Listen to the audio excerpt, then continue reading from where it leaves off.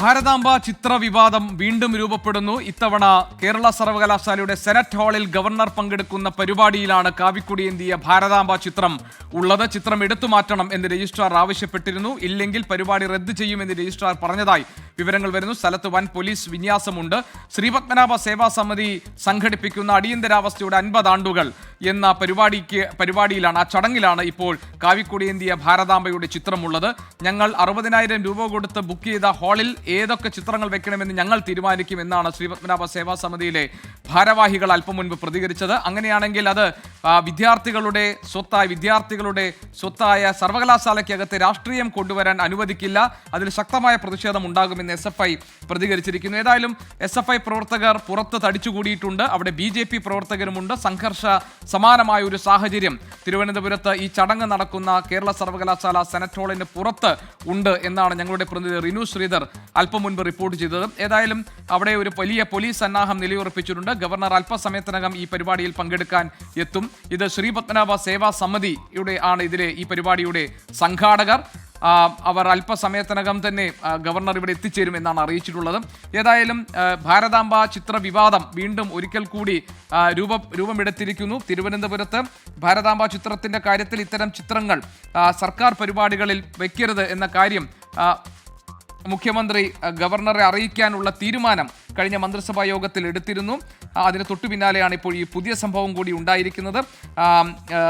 സർക്കാർ പരിപാടികളിൽ ഔദ്യോഗിക ചിഹ്നങ്ങൾ മാത്രമേ ഉപയോഗിക്കാവൂ എന്ന് മുഖ്യമന്ത്രി പിണറായി വിജയൻ ഗവർണർ രാജേന്ദ്ര ആർലേക്കറെ അറിയിക്കാനൊരു തീരുമാനം കഴിഞ്ഞ മന്ത്രിസഭാ യോഗത്തിൽ എടുത്തിരുന്നു. മറ്റ് ചിഹ്നങ്ങൾ ഉപയോഗിക്കുന്നത് അത് ഭരണഘടനാ വിരുദ്ധമാണ് എന്ന കാര്യം മുഖ്യമന്ത്രി ചൂണ്ടിക്കാട്ടും. നിയമവകുപ്പ് കൂടി പരിശോധിച്ച ശേഷമാണ് ഇത്തരമൊരു തീരുമാനം സർക്കാർ കൈക്കൊണ്ടത്. അതിനിടെയാണ് മറ്റൊരു ഭാരതാംബ ചിത്ര വിവാദം ഇപ്പോൾ തിരുവനന്തപുരത്ത് ഉണ്ടായിരിക്കുന്നത്. സലീം മാലിക് ഞങ്ങളുടെ പ്രതിനിധി കൂടി ചേരുന്നു. സലീം, ഇതിപ്പോൾ ശ്രീപത്മനാഭ സേവാ സമിതി ഈ പരിപാടിയുടെ സംഘാടകർ പറയുന്നു 60,000 രൂപ കൊടുത്ത് ബുക്ക് ചെയ്ത ഹാളാണ്, അവിടെ ആരുടെ ചിത്രം വെക്കണമെന്ന് ഞങ്ങൾ തീരുമാനിക്കും. അത് ഭാരതാംബയുടെ ചിത്രമാണ് വെച്ചിട്ടുള്ളത്, അല്ലാതെ ഹമാസിന്റെ ചിത്രമല്ലല്ലോ വെച്ചിരിക്കുന്നത് എന്നാണ് സംഘാടകരിൽ ഒരാൾ നേരത്തെ പ്രതികരിച്ചത്.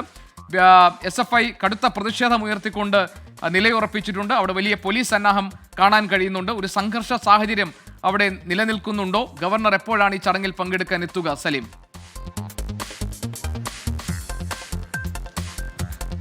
ഗവർണർ അല്പസമയത്തിനുള്ളിൽ ചടങ്ങിൽ പങ്കെടുക്കാനായി ഇവിടേക്ക് എത്തും എന്നുള്ളതാണ് ഈ നിമിഷവും കിട്ടുന്ന അറിയിപ്പ്. പക്ഷേ അപ്പോഴും ഇപ്പോൾ നമുക്ക് ലഭിക്കുന്ന വിവരം അടിയന്തര സിൻഡിക്കേറ്റ് യോഗം ഇവിടെ ചേരുകയാണ് എന്നുള്ളതാണ്. ഈ അടിയന്തര സിൻഡിക്കേറ്റ് യോഗത്തിൽ ഈ പരിപാടി രജിസ്ട്രാർ ഇപ്പോൾ നിലപാട് ഘടിപ്പിച്ചിട്ടുണ്ട്. ഏതെങ്കിലും നിലയിൽ ഈ സർവകലാശാല ചട്ടങ്ങൾക്ക് വിരുദ്ധമാണ് ഈ ചിത്രം, അതുകൊണ്ട് തന്നെ ആ ചിത്രം മാറ്റാതെ ഇവിടെ പരിപാടി നടത്താൻ കഴിയില്ല എന്നുള്ളതാണ് രജിസ്ട്രാറുടെ തീരുമാനം. അതോടുകൂടിയാണ് ഈ അടിയന്തര സിൻഡിക്കേറ്റ് യോഗം കൂടി ചേർന്നതിന് ശേഷമാകും ഈ പരിപാടി ഇവിടെ നടത്തുമോ എന്നുള്ള കാര്യത്തിൽ ഒരു തീരുമാനമെടുക്കുക. പക്ഷേ സ്വാഭാവികമായും ഗവർണറെ അറിയിച്ച് ഗവർണർ പങ്കെടുക്കാൻ ഒരു പരിപാടി അത് ഏറ്റവും അവസാന നിമിഷം അത് മാറ്റിവെക്കുകയാണെങ്കിൽ അത് വലിയ വിവാദങ്ങൾക്ക്, വലിയ നാടകീയ സംഭവങ്ങൾക്കൊക്കെ വഴിവെക്കുന്ന സാഹചര്യം ഉണ്ടാകും. എന്തായാലും SFIയുടെ പ്രതിഷേധം, ഗവർണർ ഇവിടെ എത്തിയാൽ വലിയ നിലയിലുള്ള പ്രതിഷേധം, ഈ ചിത്രം എടുത്ത് മാറ്റുന്നത് വരെയും പ്രതിഷേധിക്കും എന്നുള്ളതാണ് പറയുന്നത്. വിദ്യാർത്ഥികൾക്കുൾപ്പെടെ പ്രവേശനമുള്ള ഹാളാണ്, അതുകൊണ്ട് തന്നെ സ്വാഭാവികമായും വലിയ പോലീസ് വിന്യാസം ഇവിടെയുണ്ട്. ഏതെങ്കിലും നിലയിൽ പോലീസിന്റെ ഈ വലയം ഭേദിച്ച് പരിപാടി നടക്കുന്ന ഹാളിലേക്ക് SFI പ്രവർത്തകർ പ്രവേശിക്കുകയോ ഗവർണർ സംസാരിക്കുമ്പോൾ വലിയ സുരക്ഷാ വീഴ്ച ഉണ്ടാകുമോ എന്നുള്ളത് ഉൾപ്പെടെയുള്ള കാര്യങ്ങൾ പോലീസിനെയും ആശങ്കപ്പെടുത്തുന്നുണ്ട്. അതുകൊണ്ട് ഈ